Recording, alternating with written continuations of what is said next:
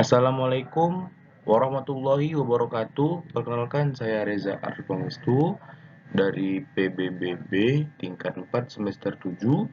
Saya ingin mempresentasikan hasil bisnis plan yang saya rancang, yaitu adalah Pangestu Soy Milk, susu kedelai segar. Bismillahirrahmanirrahim. Ini adalah visi misi saya, yaitu menyajikan produk yang enak, sehat, simpel, dan kaya akan protein. Oke, kita lanjut. Aspek bisnis. Yang pertama adalah aspek pasar, yaitu pangsa pasar. Seperti kemanakah pasar yang akan kita jual, dan strategi pemasaran itu dengan bagaimana cara kita menstrategikan pemasaran kita. Seperti kita kasih promo atau kita kasih diskon mungkin yang dengan lebih murah, itu akan bisa mencari akan adanya pelanggan atau konsumen, dan juga taktik bauran. Yang kedua, ada aspek yuridis, yaitu adalah produk apa yang akan kita jual, badan hukumnya apakah sudah BPOM atau halal, dan juga kegiatan usahanya, kegiatan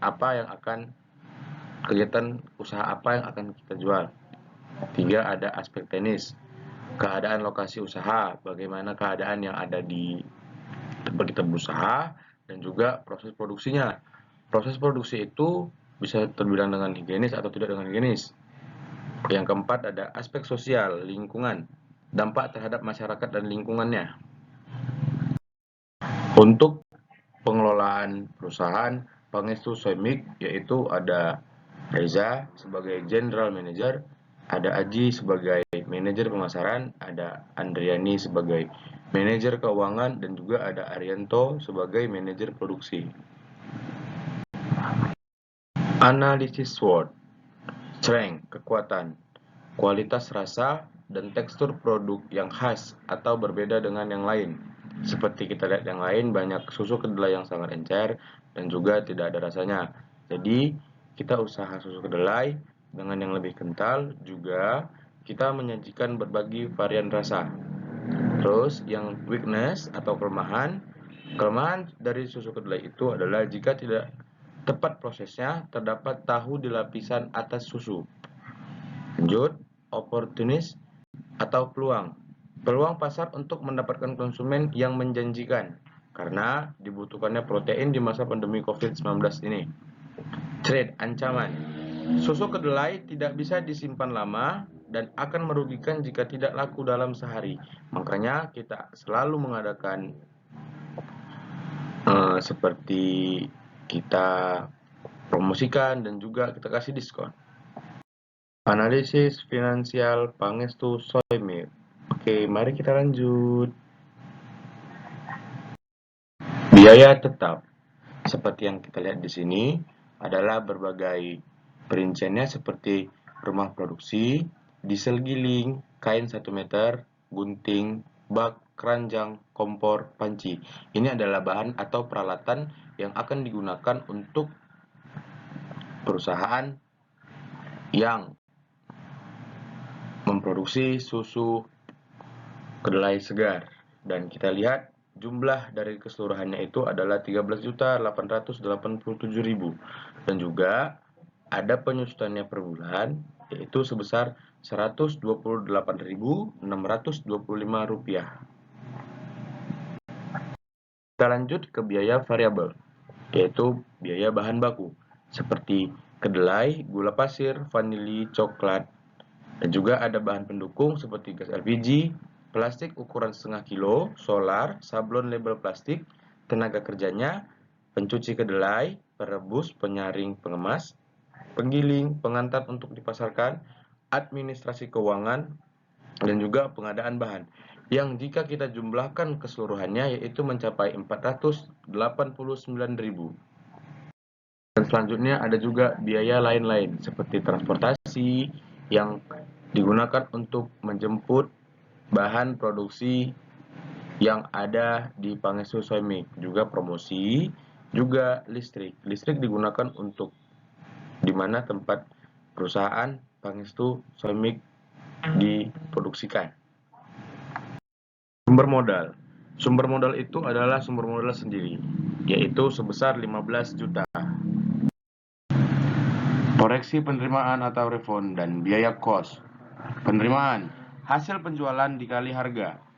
Jika satu hari kita berhasil 250 pieces menjualkannya dengan satu piece seharga 5.000, maka satu hari kita akan mendapatkan 1.250.000. Dan jika kita jumlahkan dalam sebulan, kita akan mendapatkan 37.500.000 rupiah. Proyeksi laba rugi per bulan. Jumlah penerimaan yang kita dapat sebesar 37.500.000 rupiah. Jumlah biaya itu sebesar 29.057.000. Laba, penerimaan dikurang biaya, seperti yang kita lihat yang tadi, dan kita mendapatkan untung 8.443.000. Jadi presentasi labanya itu laba terus biaya terus dikali 100%. Kita lihat jadi hasilnya 29,05%. Untuk RC rasionya 37.500 kita bagikan 29.057.000 dan hasilnya itu 1,29. Berdasarkan perhitungan RC rasio, usaha susu kedelai segar Pangestu Soymik ini layak untuk dikembangkan karena memiliki nilai RC rasio lebih dari 1. Artinya setiap pengeluaran Rp1 akan mendapatkan penghasilan 1,29 EP produksi. Seperti yang kita lihat di sini ada rumusnya seperti itu, dan semuanya juga dengan rumusnya itu hasilnya mendapatkan 4,562. Artinya perusahaan akan memperoleh keuntungan apabila menjual produk sebesar 4.562 per pieces. BEP harga.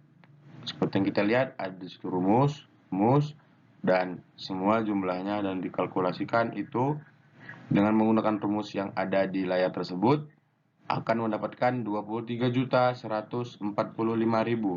Artinya perusahaan akan mendapatkan keuntungan apabila perusahaan dapat menjual hasil dari Pangestu Soymik ini sebesar 23.145.000 per bulan, sehingga usaha Pangestu Soymik ini secara finansial dapat dikatakan layak karena jumlah penjualan Pangestu Soymik per bulan telah mencapai 37.500.000 rupiah, lebih besar dari BEP harga. Net Present Value atau NPV. Net Present Value atau NPV merupakan sebuah analisis finansial yang digunakan untuk mengukur kelayakan suatu usaha. Dari hasil perhitungan, nilai NPV yang didapatkan sebesar Rp124.682.069 dan bernilai positif. Maka, usaha Pangestu Soymik ini layak untuk diusahakan.